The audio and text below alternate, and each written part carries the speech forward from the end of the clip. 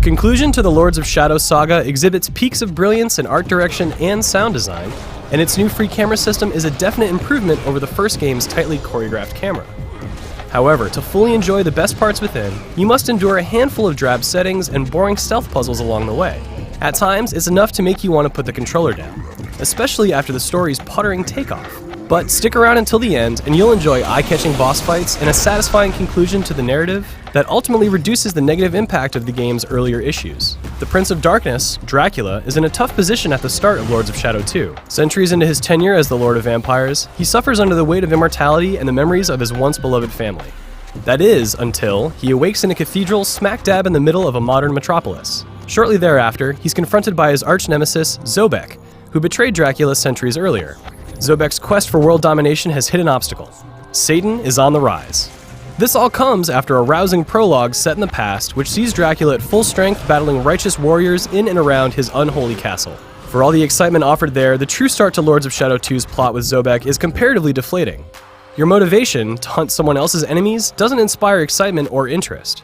Plus, you're immediately thrust into one of the most bland and uninspiring settings to be found, an industrial scientific complex replete with sheet metal, red pipes, and security guards. As the game carries on, however, Dracula finds himself back in time and the gameplay returns to its roots.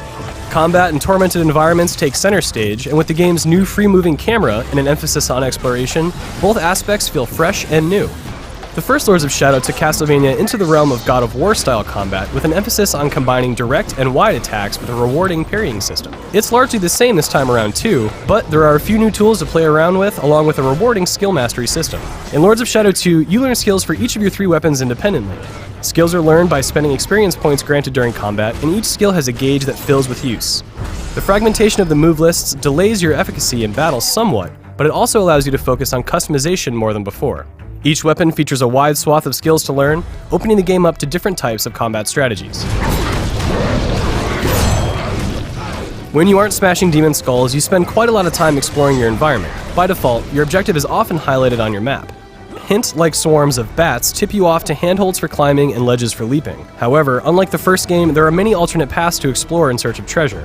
While not entirely game-changing, the openness feels appropriate given the wide world around you. Apart from some occasionally frustrating pathfinding, only the map stands in your way. It's only ever represented on a piece-by-piece basis. Then, the larger world map is just an illustration with names and numbers attached.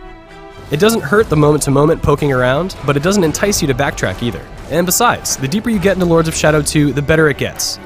Halfway through the game, the narrative and frequency of impressive set pieces begins to steamroll ahead, and the last thing you want to do is look back. Zobek takes a sideline to Dracula's ambitions, and you and he begin to understand why he's really going to such great lengths to thwart Satan. From that point on, you spend almost every minute around and within sublime examples of Gothic architecture.